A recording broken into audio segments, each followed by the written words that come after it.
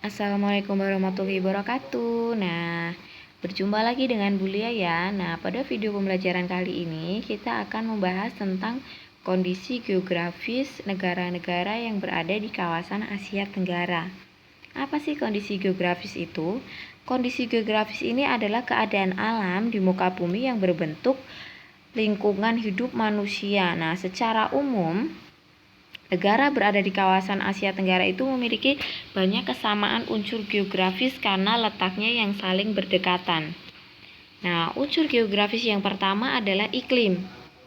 Nah, wilayah Asia Tenggara itu secara astronomis letaknya di antara 28 derajat lintang utara sampai 11 derajat lintang selatan, sehingga memiliki iklim tropis. Nah, kecuali di negara Myanmar yang bagian utaranya itu beriklim subtropis. Nah, harus kalian ketahui, astronomis itu adalah letak suatu daerah berdasarkan posisi garis lintangnya dan garis bujur, sehingga berdampak dia akan menyebabkan perubahan iklim, ya.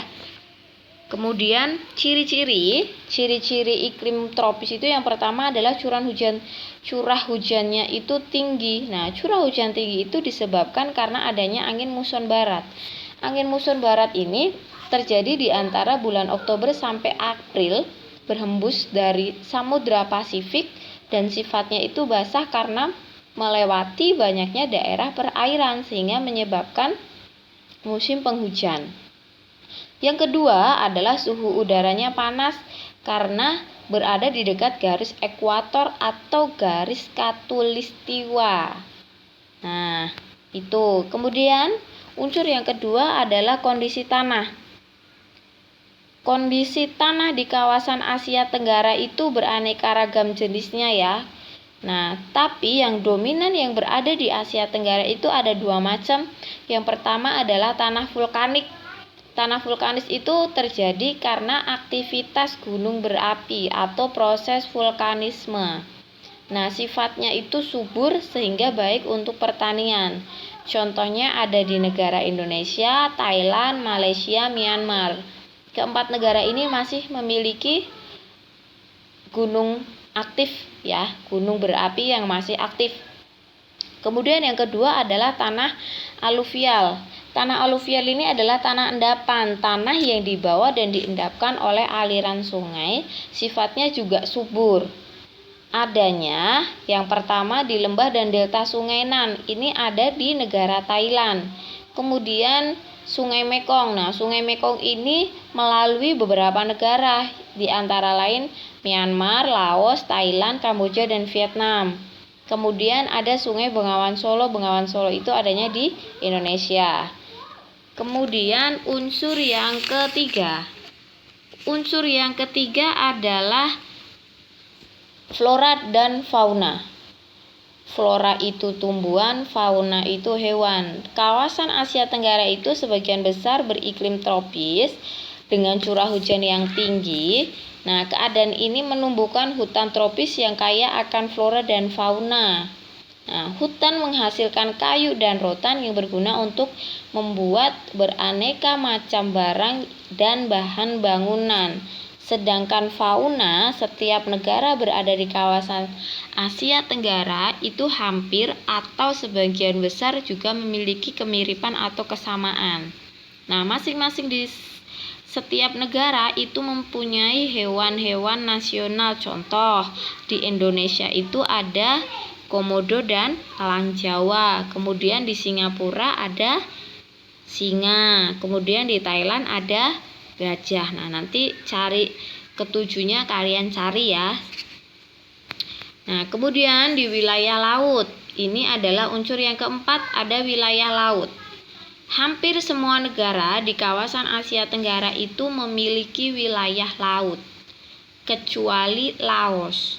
Ya, Laos itu adalah satu-satunya negara di kawasan Asia Tenggara yang tidak memiliki laut karena posisi Laos itu terapit oleh beberapa negara sehingga Laos ini diberi julukan The Landlocked Country, artinya tanah yang terkunci.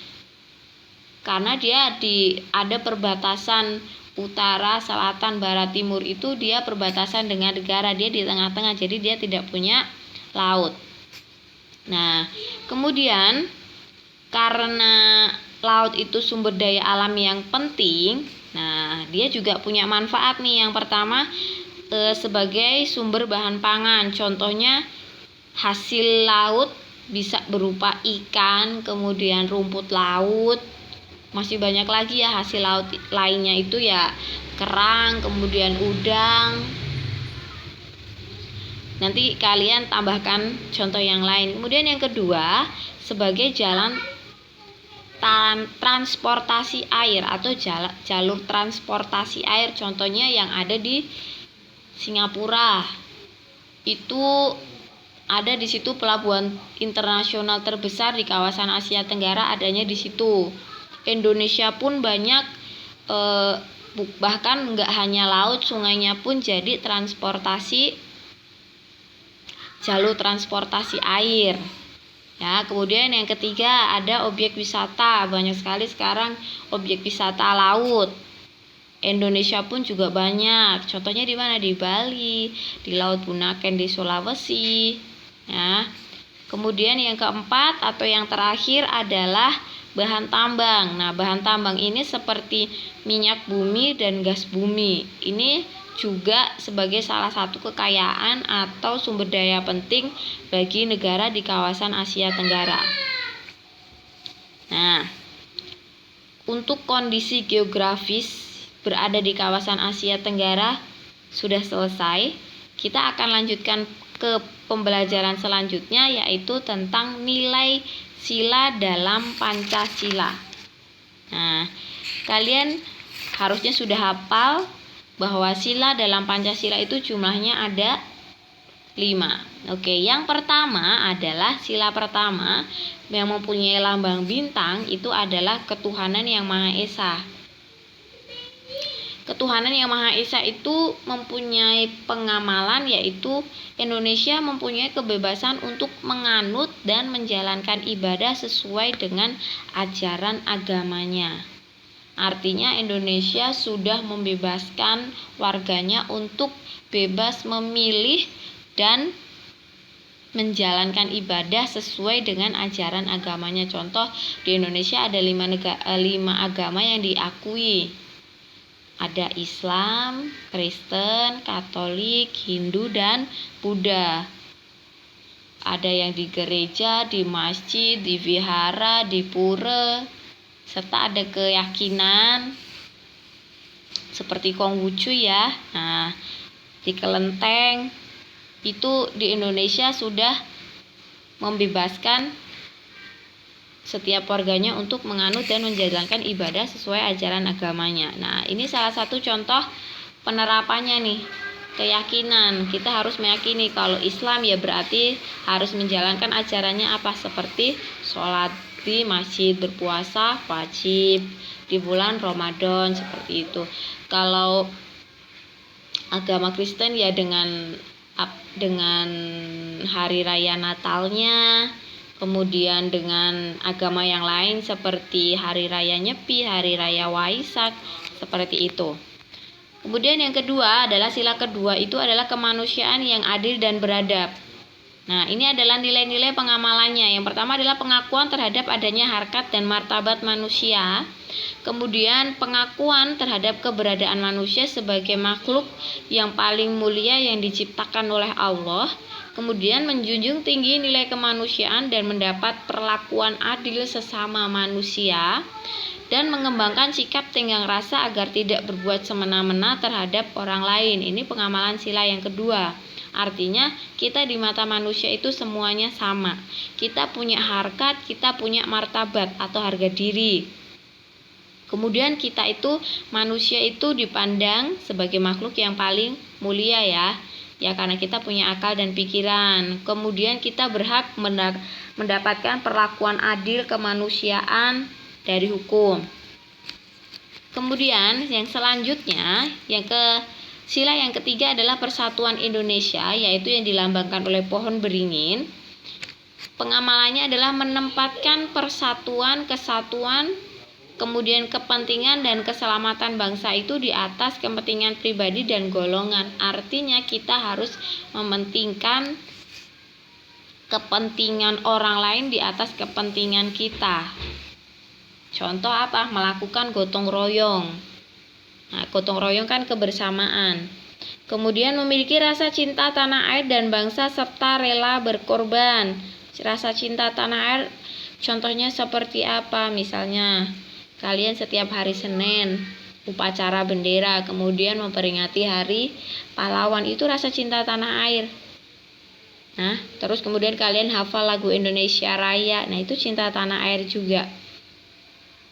Kemudian pengakuan terhadap keragaman suku dan budaya. Contoh Indonesia itu beragam sekali sukunya, kemudian budayanya pun juga banyak. Contoh adanya tenggang rasa, misalnya dalam satu kelas itu beragam suku, ada yang dari suku Jawa, ada yang dari suku Batak, ada yang dari suku Madura. Kita harus mempunyai tenggang rasa, kita harus mengakui bahwa di Indonesia itu beragam. Nah, contoh-contoh lain penerapan di sila yang ketiga itu, misalnya kalau dalam upaya pelestarian nih, dalam pelestarian flora dan fauna misalnya ya, itu tidak melakukan penebangan hutan secara liar, kemudian tidak merusak tumbuhan, kemudian melakukan reboisasi, itu dalam upaya pelestarian flora dan fauna. Kalau dalam upaya bidang sosial ya tadi ikut melakukan gotong royong, kemudian banyak lagi ya contohnya. Nanti kita akan bahas satu persatu, tapi dalam nilai-nilai Pancasila kita hanya sampai di sila ketiga dulu. Nah, nanti kita akan lanjutkan sila 4 dan 5 itu pada sesi berikutnya. Nah di sini Bu Lia ada seperti slide terakhir. Slide terakhir ini cara menghafalkan lambang-lambang di dalam Pancasila. Sila 1 sampai 5 kan itu ada lambangnya ya. Nah, ini Bu Lia bikin lagu, nadanya adalah 1 2 3 sayang semuanya. Lagunya seperti ini. Sila 1 itu lambang bintang, sila 2 itu lambang rantai, sila 3 lambang pohon beringin, 4 kepala banteng, 5 padi dan kapas. Sila 1 itu lambang bintang, sila 2 itu lambang rantai, sila 3 lambang pohon beringin, 4 kepala banteng, 5 padi dan kapas. Nah, untuk pembelajaran kali ini boleh akhirin. Wabillahi taufik wal hidayah. Wassalamualaikum warahmatullahi wabarakatuh.